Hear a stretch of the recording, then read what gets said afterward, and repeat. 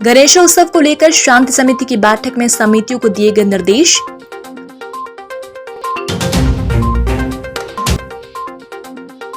वारासिवनी से 7 वर्षीय मासूम बच्चे का अपहरण, क्षेत्र में फैली सनसनी।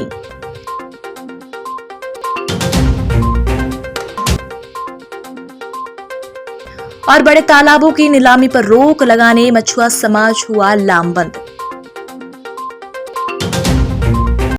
गणेशोत्सव का पर्व हमारी आजादी से जुड़ा है। सबसे पहले आजादी की लड़ाई के दौरान बाल गंगाधर तिलक ने लोगों को संगठित करने के लिए गणेशोत्सव पर प्रतिमा को विराजित किया था, जिसके बाद से पूरे देश में गणेशोत्सव का पर्व भक्ति भाव और आस्था के साथ मनाया जाता है।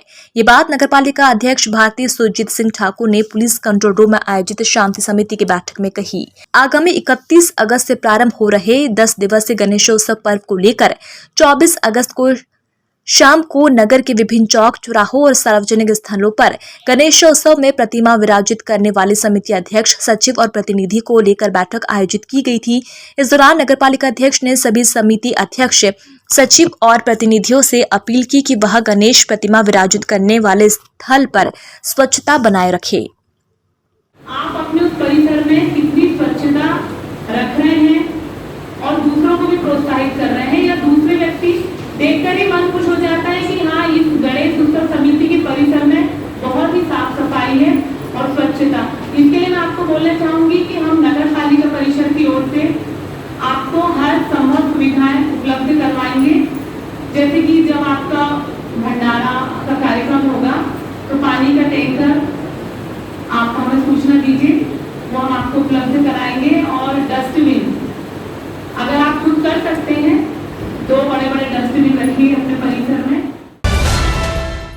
वारासिवनी थाना क्षेत्र में उस समय सनसनी फैल गई जब एक 7 वर्ष के मासूम बच्चे को उसके घर के सामने से अपहरण कर लिया गया।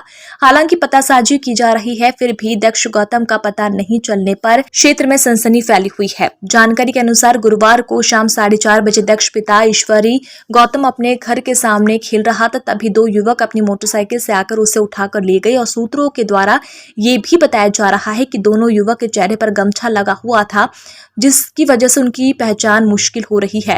हालांकि क्षेत्रवासियों का यह भी कहना है कि यह किडनैपिंग का खेल है। दक्ष गौतम के पिता ईश्वरी गौतम और माता शशि गौतम हाल मुकाम सरिंडी मिश्रा नगर वारासिवनी के द्वारा वारासिवनी थाने में शिकायत दर्ज कराई गई है, जिस पर पुलिस मामले की जांच कर रही है।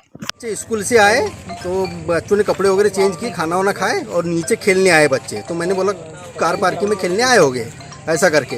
उसके 2 मिनट बाद बड़ा बेटा बताते आया, पापा 2 लोग आए मोटरसाइकिल से, ब्लैक कलर की स्प्लेंडर थी और 2 लोगों के चेहरे बंधे हुए थे और दक्ष को बोले वो उठा करके ले गए। उन्हें गुरुदो में पड़ता है।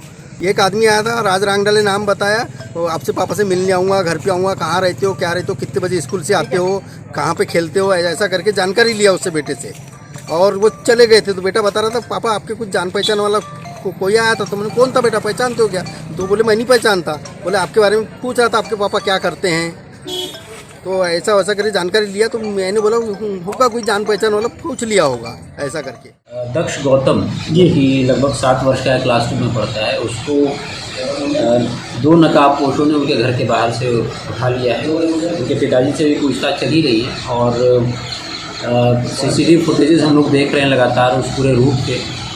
सेपरेट टीम्स बना दी गई हैं जिसमें CCTV फुटेज को देखने के लिए, इंटरनेट सर्वेलेंस के लिए और उसके गांव के आसपास के लिए, प्लस आसपास के जितने भी ज़िले हैं सभी को हमने महाराष्ट्र में भी सूचना दे दी है। आसपास के थानों में नाकाबंदी लगा दी गई। तो मुझे पूरी उम्मीद है कि बहुत जल्दी ही बच्चा सुरक्षित हमारे पास होगा।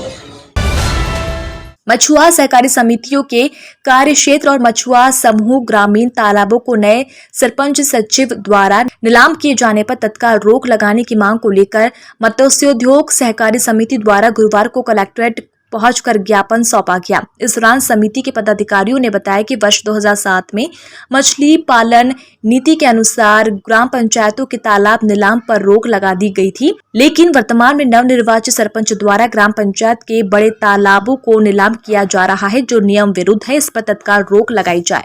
मछली नीति 2008 के नीति में स्पष्ट आदेश है कि 1 हेक्टेयर के नीचे के तालाब पंचायत अपनी व्यवस्था से बेच सकती है या नीलाम कर सकती है, लेकिन जो तालाब 1 हेक्टेयर से ऊपर होते वो तालाबों को नीलाम नहीं कर सकती। बाकायदा कलेक्ट्रेट के अनुशंसा अनुसार मछली विभाग के अनुशंसा अनुसार तालाब को मछली समिति को 10 वर्षीय पट्टे पर दिया जाता है। लेकिन जो अभी समिति और जो पंचायत गठित हुई है ऐसा नहीं कर रही है, अतिक्रमण के तहत अपनी मनमानी करते हुए तालाबों को नीलाम किया जा रहा है, ये गलत है। 22 अगस्त को स्थानीय जनपद पंचायत के सभा कक्ष में प्रशासन द्वारा आयोजित ऑनलाइन वीसी मीटिंग में उपस्थित हुए 1 दर्जन से अधिक सरपंचों ने सरपंच संघ की वर्तमान कार्यकारिणी और उसके गठन पर सवाल उठाते हुए इसका समर्थन नहीं करने की बात मीडिया के समक्ष कही है। साथ ही ये भी बताया है कि इस संबंध में सभी 1 सितंबर को बैठक कर गठन के संबंध में निर्णय लेंगे। बैठक में इस बात को लेकर चर्चा होगी कि भविष्य में उन्हें अलग संगठन बनाना है या फिर बने हुए संघ का ही हिस्सा बने रहना है।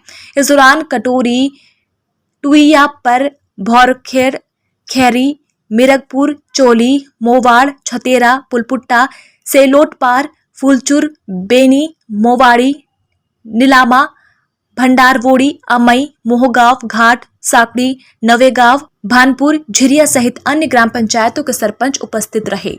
पूरे सरपंच को बुला करके कार्यकारिणी गठन करना था।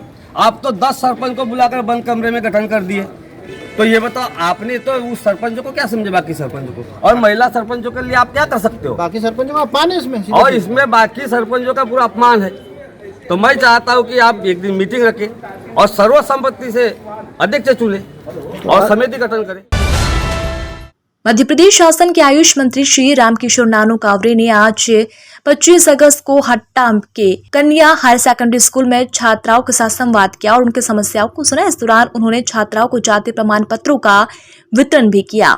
छात्राओं से संवाद तुरंत आयुष मंत्री श्री कावरे ने कहा कि प्रदेश सरकार बालिका शिक्षा पर विशेष ध्यान दे रही है। छात्राएं मन लगाकर अपनी पढ़ाई करें और आगे बढ़े। पढ़ाई के साथ ही छात्र छात्राओं को सामान्य ज्ञान और जीवन में उपयोगी बातें भी बताई जाए। अखिल भारतीय विद्यार्थी परिषद द्वारा एमपीपीएससी की भर्ती प्रक्रिया पूरी शीघ्र ही नियुक्ति कराने की मांग को लेकर गुरुवार को मुख्यमंत्री के नाम डिप्टी कलेक्टर को ज्ञापन सौंपा गया है। ज्ञापन सौंपने पहुंचे पदाधिकारियों ने बताया कि एमपीपीएससी मध्य प्रदेश द्वारा आयोजित परीक्षा है, जिसमें प्रदेश से 3 लाख से अधिक विद्यार्थी हर वर्ष परीक्षा फॉर्म भरते हैं। लेकिन गत 3 वर्षों से एमपीपीएससी परीक्षा वर्ष 2019-20-21 के परिणाम और भर्ती आरक्षण के कारण रुकी हुई है, जिसके चलते प्रदेश के लाखों विद्यार्थियों का भविष्य अंधकार की ओर जा रहा है। वंदे मातरम, वंदे मातरम, भारत माता की जय। हम लोगों ने ज्ञापन दिया है एमपीपीएससी के 2019-20 का जो रिजल्ट था, जो अनियमितता है उसको जल्द से जल्द ठीक किया जाए और 2019-20 की जो भर्ती वो पुनः प्रारंभ की जाए। रिजल्ट को लेके अभी तक ये सिलेक्शन नहीं हुआ है 2019-20 का।